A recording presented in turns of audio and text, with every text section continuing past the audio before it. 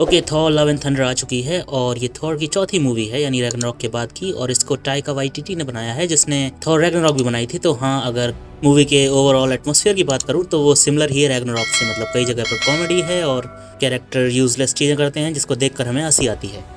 लेकिन अब इस वीडियो में हम कुछ और बात करने वाले हैं। इस वीडियो में हम बात करने वाले हैं कि इस स्टोरी में क्या बेहतर हो सकता था, क्या ठीक नहीं है और क्या बेहतर है। सब स्टोरियों में कुछ ना कुछ ऐसा होता है जो ठीक नहीं होता। कुछ चीज़ें हमें इग्नोर करनी पड़ती हैं, जैसे कि एमसीयू में सारे के सारे एलियन इंग्लिश बोलते हैं, और जेम्स गन ने कहा कि गार्डियंस के पास एक ट्रांसलेटर है जो उन्हें कोई भी भाषा समझवा सकता है या फिर बुलवा सकता है। और थॉर जैसे गॉड्स तो बेसिकली कोई भी लैंग्वेज बोल सकते हैं, लेकिन मुझे नहीं लगता कि गॉर द गॉड बुचर ने कोई ट्रांसलेटर लगा रखा था और वो भी इंग्लिश बोलता है। तो ये जो रीज़न दिया है जेम्स गन ने, ये तो सिंपली लोगों को सेटिस्फाई करने के लिए है। असली आंसर तो यही है कि एमसीयू एक अमेरिकन मेड कंपनी है, तो ऑब्वियसली सबको इंग्लिश बोलनी पड़ेगी, वरना फिर तुम्हें मजा कैसे आएगा। लेकिन इस चीज़ को हम इग्नोर कर सकते हैं, मतलब बोलने तो सबको इंग्लिश बोल रहे हैं तो क्या फ़र्क पड़ता है। लेकिन कुछ चीज़ें ऐसी होती हैं फिल्म की स्टोरी में जो ठीक नहीं होती, जो सेंस नहीं बनाती और जिनको और बेहतर करना चाहिए। अब अगर थॉर लव एंड थंडर की बात करूं तो मूवी टोटली इंटरटेनिंग है, ये तुम्हें एक भी मिनट के लिए बोर तो होने नहीं देगी। लेकिन इसका ये कतई मतलब नहीं है कि इसमें सब कुछ परफेक्ट। एक स्टोरी अगर तुम्हें पूरी तरीके से एंटरटेन रखती है तो इसका ये कतई मतलब नहीं कि स्टोरी में कुछ प्रॉब्लम नहीं है और उसे ठीक नहीं किया जा सकता। तो वीडियो को शुरू करने से पहले बता दूं कि इस वीडियो में बहुत ही ज़्यादा स्पॉयलर्स होने वाले हैं, तो अगर तुमने मूवी नहीं देखी है तो ये वीडियो अवॉइड करो। ओके, तो शुरुआत करते हैं मूवी की शुरुआत से। शुरुआत में हम देखते हैं कि गॉर द गॉड बुचर अपनी बेटी को लेकर डेजर्ट में घूम रहा है जहाँ एक बूंद भी पानी नहीं है, और फिर वो अपने गॉड से दुआ करता है कि जल्दी से पानी बरसाओ ताकि हमारी जान बच सके। अब बाय फार द मूवी का सबसे बेस्ट सीन यही है, क्योंकि यहाँ पर हमें उसके दर्द का एहसास हो रहा है। वो अपनी बेटी को खो रहा है, वो भी गॉड्स की वजह से, क्योंकि वो उसकी प्रार्थना को नहीं सुन रहे। और जब उसकी बेटी खत्म हो जाती है और सीन आगे बढ़ता है तो हम देखते हैं कि जिस गॉड को गौर पूछता है वो वहीं पर है, एक बढ़िया से जंगल में फ्रूट्स का मजा ले रहा है। और जब गौर उसे बताता है कि प्रॉब्लम तुम्हारे लोगों के साथ क्या क्या हो रही है, तो वो उसे कुत्ते की तरह धुतकार देता है। अब यहाँ तक ये सीन बहुत ही परफेक्ट है। यहाँ पर तुम्हें पता चलता है कि गौर का जो मेंटल स्टेट है कि वो सब गॉड्स को मारना चाहता है, वो क्यों है और वो क्यों जस्टिफाइड है। लेकिन इसके बाद जब वो गौर को मारने की कोशिश करता है और गौर वो तलवार उठाकर उसको मार देता है, उसके बाद वो गोल्डन कलर का खून निकलता है। बाय द वे, ये गोल्डन कलर का खून सिर्फ इसमें पहली बार नहीं दिखाया, ये मूवी एक और आई थी बहुत पहले जिसका नाम था द गॉड्स ऑफ इजिप्ट, जो कंप्लीट डिजास्टर थी। उसमें भी गॉड्स के अंदर गोल्डन खून ही निकलता था। तो मुझे लगता है टाइका वाइटिटी ने वहाँ से थोड़ी इंस्पिरेशन ले ली है, यानी कि liquid gold as a blood. But obviously Thor के ऐसा नहीं है, ग्रीक गॉड्स के ऐसा है, और ये पहले सीन में जो गॉड दिखाया है इसके ऐसा है। Anyway, back to the story. इसके बाद गौर के हाथ में आ जाती है ऑल ब्लैक नेक्रोसोर्ड, जिसका ओरिजिन कम्प्लीटली चेंज कर दिया है और बहुत ही सिंपल ओरिजिन बना दिया है, जिसका कोई मुझे लगता नहीं कि बढ़िया सेंस बनता है। क्योंकि अगर तुम्हें किसी चीज़ को ऐसा दिखाना है कि तुम्हें उसका ओरिजिन बनाना ही नहीं है तो तुम क्या करते हो, तुम कह देते हो कि ये सृष्टि की शुरुआत से ही है। नेक्रोसोर्ड के साथ भी इन्होंने यही किया कि ये तो सृष्टि की शुरुआत से ही है, इसको किसने बनाया, कैसे बनाया, कहाँ से आई, सब चीज़ें काट के अलग कर दी। और ये तलवार क्यों स्पेसिफिकली गॉड्स को मार सकती है, इस बारे में कोई भी डिटेल नहीं दी गई। मुझे लगता है कि यहाँ पर इस चीज़ को बेहतर किया जा सकता था। दूसरी चीज़ को जो इस सीन में बेहतर किया जा सकता था वो था गौर का जो पास्ट है उसे और बेहतर तरीके से दिखाना चाहिए था। ये बहुत ही ज़्यादा रश्ड लगा। एक ही मिनट में उसकी बेटी मारी गई, दूसरे ही मिनट उसे उसका गॉड मिल गया, और तीसरे मिनट उसे एहसास हो गया कि गॉड्स कितने बुरे हैं, और चौथे मिनट उसने गॉड्स को मार दिया, और 5वें मिनट में उसने डिसाइड कर लिया कि मैं सभी गॉड्स को मार दूंगा। अब ये जो 5वें मिनट वाला डिसीजन था कि मैं सभी गॉड्स को मार दूंगा, ये ऑब्वियसली नेक्रोसोर्ड की वजह से आया था, क्योंकि वो सभी गॉड्स को मारना चाहती थी, लेकिन क्यों पता नहीं। इसलिए ये जो ओरिजिनल डिसीजन है कि मैं सारे ही गॉड्स को मार दूंगा जैसा कि कॉमिक्सों में था, वो यहाँ पर नहीं है। तो टेक्निकली जो गौर का डिसीजन है गॉड्स को मारने का, उसे फ्यूल कर रही है सोर्ड। तो हम ये नहीं कह सकते कि वो सच में गॉड्स को, सारे ही गॉड्स को मारना चाहता भी है या नहीं। गौर को यानी क्रिश्चियन बेल को थोड़ा और स्क्रीन टाइम की ज़रूरत थी। ये एक बहुत ही बेहतर विलन है, लेकिन मुझे लगता है कि इसके पास्ट में और इसके फैमिली को दिखाया जाता और इसकी बेटी के साथ इसकी बॉन्डिंग दिखाई जाती तो और ज़्यादा बेहतर हो सकती थी मूवी। एमसीयू अब उस कगार पे पहुंच चुका है कि अगर ये 4 घंटे की मूवी बनाएगा तब भी सब लोग देखेंगे। तो फिर मुझे नहीं लगता है कि कुछ सीन अगर गौर के ऐड कर दिए जाएंगे तो मूवी को कोई नुकसान होगा। अब इसके बाद की जो स्टोरी है वो बहुत ज़्यादा रश करती है। हम थॉर को देखते हैं एक प्लेनेट पर जहाँ वो लोगों के टेंपल को बचा रहा है लुटेरों से, और यहाँ पर बहुत ही बेहतरीन एक्शन सीन और थॉर की ज़बरदस्त फाइट जिसमें वो बेवकूफ़ी से वो टेंपल ही बर्बाद कर देता है जिसे वो बचाने वाला था। ऑफकोर्स ये सीन कॉमेडी के लिए डाला गया है, लेकिन अगर तुम किसी चीज़ को बचाने की कोशिश कर रहे हो तो बेहतर होगा कि तुम थोड़ा संभल कर लड़ाई करो उस चीज़ को बचाने के लिए। एनीवे ये कोई बड़ी बात नहीं है, ये तो सिर्फ कॉमेडी के लिए डाला हुआ सीन था, इसके मेन प्लॉट से कोई खास लेना देना है नहीं। तो यहाँ से चीज़ें थोड़ा रश होना शुरू होती हैं। यहाँ से थॉर पृथ्वी पर पहुँचता है जहाँ पर गॉर पहले ही पहुँच चुका है। उसके बीच में क्या हुआ हमें इस बारे में कुछ नहीं दिखाया जाता, बस गॉर कहता है कि उसे गॉड्स को मारना है और फिर वो पृथ्वी पर, उसने बीच में बहुत सारे गॉड्स को मार दिया लेकिन उसके बारे में कोई ज़्यादा जानकारी नहीं ना। यहाँ पर एक गॉर बहुत ही अजीब डिसीजन लेता है, वो आता है और सभी बच्चों को चुरा कर ले जाता है। और सभी बच्चों को चुरा कर ले जाने का रीज़न बताया जाता है कि वो चाहता था कि थॉर वहाँ पर आए ताकि वो थॉर की स्टॉर्म ब्रेकर लेके इटर्निटी का दरवाज़ा खोल सके और अपनी विश को मांग सके।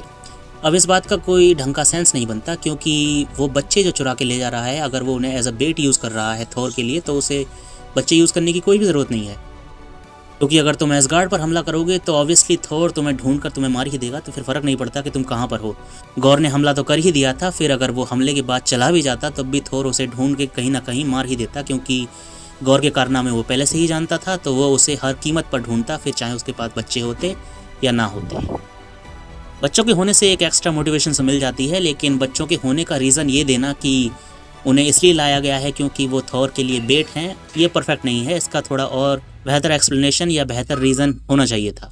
Anyway, moving on the story, आगे हम देखते हैं कि गॉर द गॉड बुचर को ज़रूरत है बायफ्रॉस्ट की इटर्निटी तक पहुंचने का दरवाज़ा खोलने के लिए। तो सबसे पहले देख लेते हैं कि बायफ्रॉस्ट है क्या। तो बायफ्रॉस्ट एक रेनबो ब्रिज है, मैजिकल रेनबो ब्रिज, जिसे प्राइमरीली एसगार्डियंस यूज़ करते हैं 9 रेल्म में ट्रैवल करने के लिए। और ये ब्रिज की जो एनर्जी है, जिस तरीके से ये लोग टेलीपोर्ट करते हैं एक जगह से दूसरी जगह, उससे खुल सकता है इटर्निटी का गेट। क्यों?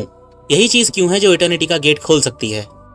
अब हमने पहले मूवियों में देखा है कि बायफ्रॉस्ट को हेमडाल कंट्रोल करता था, और कोई कंट्रोल नहीं करता था उसे, हेमडाल कंट्रोल करता था, और थॉर भी हेमडाल का नाम लेता था जब उसे इधर से उधर कहीं जाना होता था।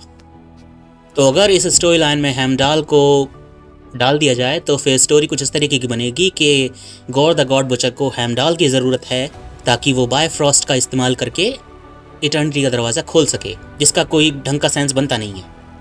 क्योंकि अगर तुम बायफ्रॉस्ट को लो और उसे यूज़ करो कि ये एक एसगार्डियन टेक्नोलॉजी है या एसगार्डियन मैजिक है, तो फिर इटर्निटी का जो वो प्रिजन तरीके का है, वैसे वो प्रिजन नहीं है, वो जो भी है वहाँ तक पहुँचने का दरवाज़ा, उसे इसका मतलब एसगार्डियंस ने बनाया है। लेकिन इटर्निटी जो है वो ब्रह्मांड की शुरुआत से ही है, तो फिर क्या बायफ्रॉस्ट भी ब्रह्मांड की शुरुआत से ही है? और अगर बायफ्रॉस्ट ब्रह्मांड की शुरुआत से हुआ तो फिर वो एसगार्डियन की टेक या एसगार्डियन का मैजिक नहीं हुआ। इसका मतलब वो उसे एक्सेस करते हैं किसी तरीके से। या फिर तुम सिंपल थ्योरी भी डाल सकते हो नेक्रोसोड की तरह कि बायफ्रॉस्ट भी ब्रह्मांड की शुरुआत से ही है और उसी से खुल सकता है इटर्निटी का दरवाज़ा। और अब अगर इटर्निटी की बात हो ही रही है तो फिर चलो इसके आगे भी बढ़ जाते हैं। जो बंदा पहले इटर्निटी तक पहुँचेगा वो उसकी इच्छा पूरी करेगा। क्यों? इसलिए इटर्निटी पर अपनी अकल भी तो है, तो उसे मालूम होगा कि मेरे पास तो कोई विलन भी पहुंच सकता है जो फिर विश कर लेगा पूरी दुनिया को तबाह करने की, तो क्या इटर्निटी उसकी विश ग्रांट कर देगा? ऐसा होने ही वाला होता। अगर थॉर के मैजिकल वर्ड्स गॉर पर काम नहीं करते तो वो सारे गॉड्स को ख़त्म कर चुका होता। तो टेक्निकली थॉर बैटल तो हार ही गया था। वो तो गॉर का अपनी बेटी के लिए प्यार था जिसकी वजह से सारे गॉड्स बच गए।